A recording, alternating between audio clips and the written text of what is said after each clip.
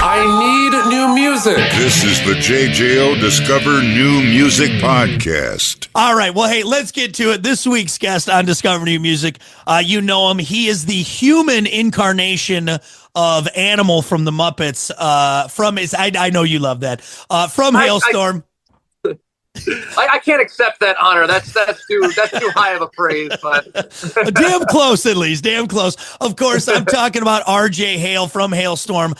The new album, Everest, drops the 8th. That's this Friday. Can't wait. Very excited. 6th studio album. And looking at the track listing, I don't want to make assumptions, but the record seems to tell a story chronologically of the band. Is that what we're going to see? Kinda, yeah. This is our most honest record that we've ever made. I think just because it's the record that we've had the least amount of outside writers, and so everything's just kind of directly from here. And I think that your life story kind of just ends up inevitably seeping into the songwriting. So yeah, it kind of became this autobiographical snapshot of where we were in the moment making it. Yeah. Talking about that, it obviously you and Lizzie playing since you guys were in basically diapers and that journey, and then with the rest of the band together in an essence of almost 24 years. It's been a very close-knit group. In leading to that, and like you said, more autobiographical, more involved, invested in this emotionally, physically, spiritually. Was there some times maybe of self-doubt or like, I don't know if we should write this, or that are we exposing it? Was there anything like that being a little bit more close on this record? Well, first of all, I just graduated to pull-ups when I started playing drums. So perfect. And to answer your question, yeah, it's always nerve-wracking going in the studio because, we're the kind of band that doesn't want to get too comfortable. As soon as something starts feeling routine, then we're like, okay, we need to shake things up. We need to try something totally different. Yeah. And that's why we went with a different producer. We went with Dave Cobb, who is, very diverse of a producer. He's not what you would consider a typical rock producer. So going in with him and going in kind of, just by ourselves, just basically the four of us and a producer, was very nerve-wracking. But at the same time, we've had 20 plus years experience of being in studios. So we kind of just felt like, okay, like now we kind of feel ready to take on this monumental task. And obviously it shows in this and in what we've already been exposed to with the lead single, Darkness Always Wins. And then there's a full record that we'll have on the 8th. I'm glad you brought up Dave Cobb because I wanted to talk about that. And you hit the nail on the head. You look at that, not that he hasn't worked with rock bands, but heavy country background, even also some rap, some more pop stuff. How is that recording with him, getting him in there? What did that add to the element that is Everest and what we're going to hear? You're right. He's done it all. And I personally loved working with him. First of all, he was totally down to break all the rules when it comes to song structure, when it comes to subject matter, lyrical content, and also just like he's also worked on a bunch of incredible soundtracks like the Elvis movie and Star is Born with Lady Gaga. So he's got a great diverse background, but we also have a very diverse listening diet when it comes to what inspires us. So it was really awesome. There was just a moment where we realized like we had so much trust in him to help coach us, and he also had so much faith in us as a band and as a fan of the band to just be like, no, I don't want you guys to think I don't want you guys to think too far ahead about like, is this song going to fit on the record? Is this, don't anchor your creative path with your established sound. Like, just let the music take you where it wants to go. So it was a very freeing and really fun and exciting experience. Well, we're excited to hear that whole experience as it comes to fruition on the 8th. And obviously you guys are going to be very busy, which you're on tour right now. We were talking about that. You guys got a huge tour supporting this worldwide. Where you guys are at right now, record coming out on the road. What's the mindset? What's the energy level as you guys are ready to take on this big task with supporting this record? I mean, trying not to think about again, like trying not to think too far ahead. Honestly, like our mindset is like one day at a time. Like let's just keep on kicking ass and keep putting on good shows and just focus on the here and now, focus on the moment, and make sure that we play a great show. But yeah, we are excited that Friday's coming around the corner, and the record has been done for a long time. We've been living with it for months and months and months, and now it's finally coming out, and it's like, oh man, it's about time the whole world finally hears it. Well, I love it. Again, we're excited. Everest drops on the 8th. The latest from Halestorm, 6th studio album. Do you have a favorite track on the record, or maybe one that speaks to you more than the others, or how about that? Oh, that's hard to say. Yeah, right. Well, I think like some of the ones that have been really fun to play live are the really high energy kind of like the record's diverse. It's got songs like Darkness and Everest, which are like kind of more cinematic. And then it's got Like a Woman Can, which is like really bluesy. But then it's got like rip your face off, like punk rock songs like Watch Out and Killing and Rain Your Blood. And those are really, really fun to play live because they're very, very high energy and some of the most complex and high energy songs that we've ever written and played live. So I guess like it's probably a tie between like Watch Out and maybe Fallen Star are kind of like my current favorites to play. So yeah, I love it. Well, I figure a drummer probably wants something a little more high energy instead of just sitting there slowly keeping beat. Now you got something you can bang away on. They're both fun in their own way, but I am a punk. I'm a punk at heart, Right. Now I'm super excited for you guys. Is there anything? Because like you said, you've 20 odd years and even more just musically, the experience wise, in this close Halestorm family that you guys have made. Was there anything maybe surprise wise for you in making this record where you're like, wow, that's really new, even in after all this time, and maybe even something that the fans might pick up on? It's the first time in my life I've heard a producer tell me to play more. There you go. So there's a fun example. Well, that doing something really crazy on the drums and hearing a producer say, yes, do that again. That was great. I'm so used to producers telling me like, can you simplify that? Can you play less? And which makes sense. It made a lot of sense in the beginning of our career. Doing the kind of mid 2000s radio rock sound, but now we're in a new age. And I feel like rock fans and rock music listeners, they want to hear excitement. They want to hear personality in the musicianship and also in the songwriting. So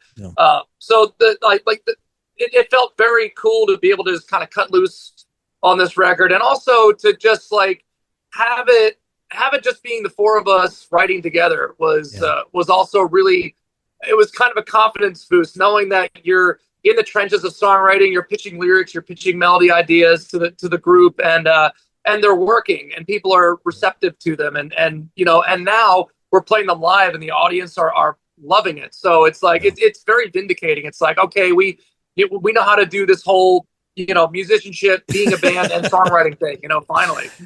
Right, after how many years? It's like, vindication. I think we've all known it. I'm just glad that you guys are finally realizing what we all knew and have that confidence. Well, Everest again drops August 8th from Halestorm. We're so excited. Can't wait to hear more. We're always in for a treat when Halestorm is involved. Now, I did want to ask, this doesn't have to do directly with the record, but I know it was something, and I'm sure you've probably been asked about this a lot, but you guys, Halestorm, got to perform at the Back to the Beginning concert, obviously the final performance of Black Sabbath, which I'm sure was a huge honor to be asked. However that came about, how monumental, especially now with Ozzy passing and you guys continuing this music journey, how monumental was that for you guys, that moment for you? Well, first of all, like the day it all happened there was an energy at that show that we had never experienced before. First of all, like the show itself was amazing. Our set, we had so much fun. We had 15 minutes. We had 3 songs. So it wasn't, we had no time to pace ourselves. It was full-blown bolt of a sprint. We're just like, give it all you got. And it was the same for every band: Tool, Gojira, Metallica, Slayer, Mastodon, Rival Sons. Just an incredible lineup all around, and everybody hit the stage at top gear, basically.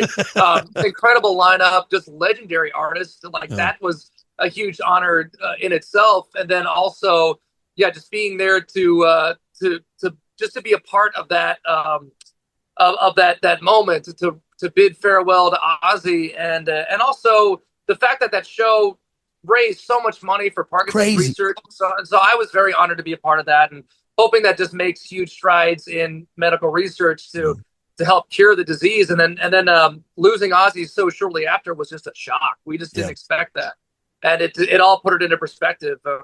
Because like at the show, while Ozzy was up there playing, and God bless him, he was in a chair, he couldn't stand up, he killed it.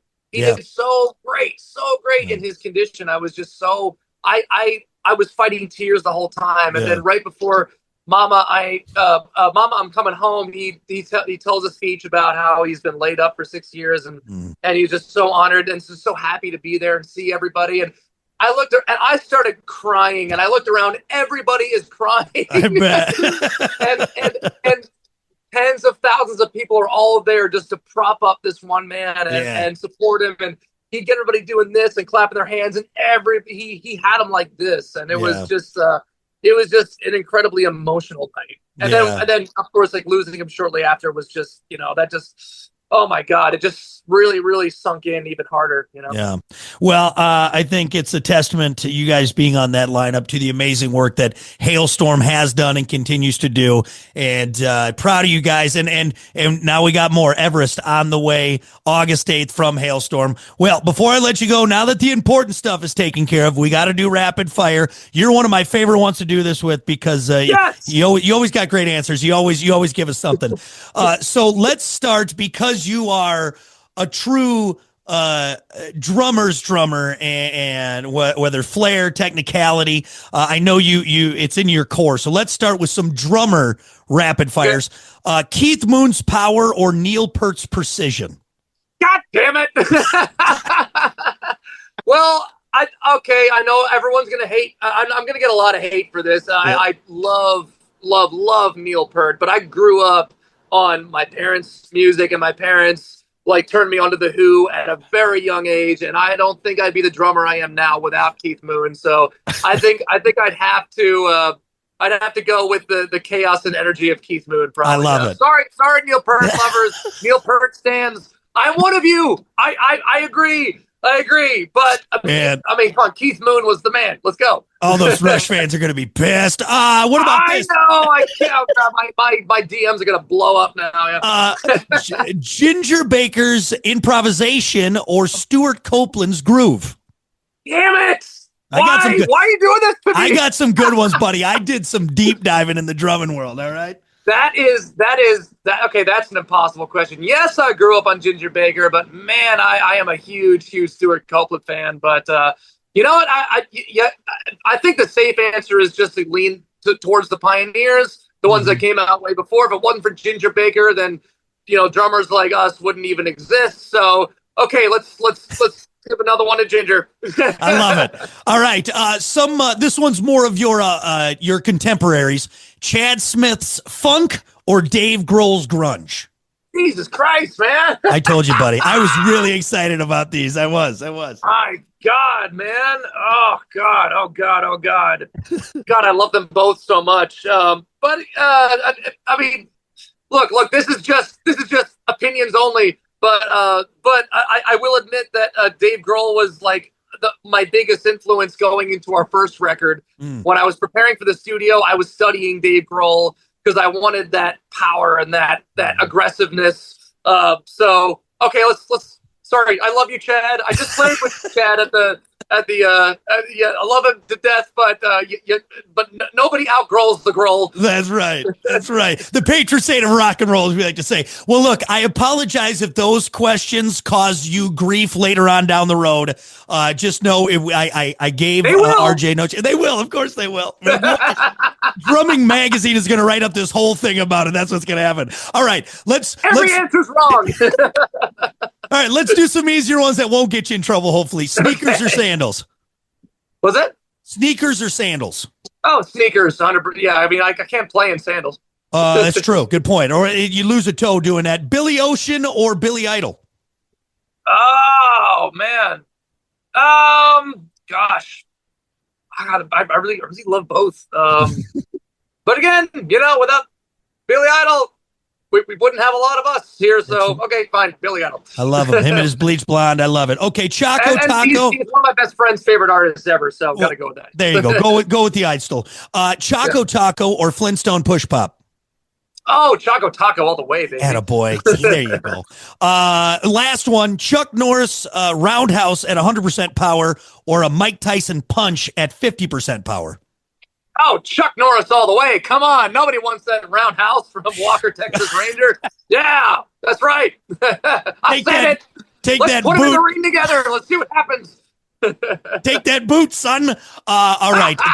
Thank you for humoring me. More importantly, RJ, thanks for talking new music, man. Everest from Halestorm out August 8th. We can't wait. And it's always a blast, man. We really appreciate it. Oh, God, thank you. It's always such a pleasure getting to talk to you guys, man. Thank you so much for taking the time. Listen, rate, share, subscribe. Discover new music now at WJJO.com, in the JJO app, or wherever you get your podcasts. Brock has a new interview every Thursday evening between 6 and 7. 94.1 JJO.